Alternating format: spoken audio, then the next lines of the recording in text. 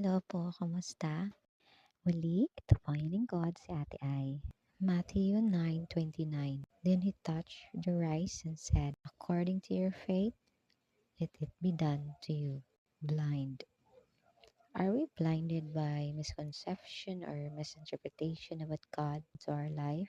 Lalo na ito lang gumagabay sa atin. Masyado tayong na-overwhelm sa problema, obligasyon, o responsibilidad na ipinapasa sa atin o mga na-experience natin. The process of enduring the sufferings and pain was quite long, kaya napapaisip na talaga kung mayroon ba talagang Diyos? Bakit niya ako pinahihirapan ng ganito? Bakit hindi siya pantay-pantay sa lahat? Every one of us has different journey at hindi yun nakikita sa lahat. Lalo na sa social media, maiinggit ka talaga dahil ang saya-saya nila sa pictures, ang gagara at ang yayaman nila. Pero hindi natin alam na may mga pinagdadaanan din pala sila. Hindi natin alam ang rason behind those pictures. Siguro gusto lang nilang maging inspirasyon dahil sa matagal na palang hiwalay ang kanang magulang, tapos biglang nagkabalikan, kaya gano'n na lang sila kasaya. O may napagtapos sa pamilya kahit na sa kahirapan, naging inspirasyon sa iba. O kahit na masakit, ay pinilit na maging masaya dahil last few weeks na lang pala ng buhay ng isa sa miyembro ng pamilya. At as much as they want to capture every moment ay gagawin nila.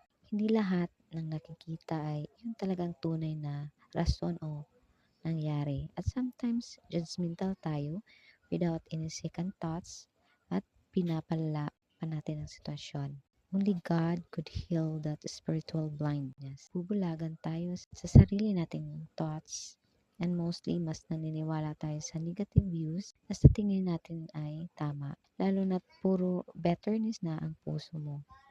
Sa panahon ngayon na mas maraming fake news at kaguluhan, dapat mas manaig o pagtibayin pa natin ang pananalig sa Kanya. Tibayin pa natin ang pananalig sa Kanya. Let God touch your lives and allow Him to be the center of your life, and your life will align according to His will. If you always speak of blessings and gratefulness, it will attract to your life, and the abundance of blessing and great favor will be given to you.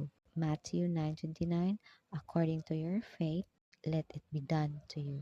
And for that, may God be praised. Amen. God bless.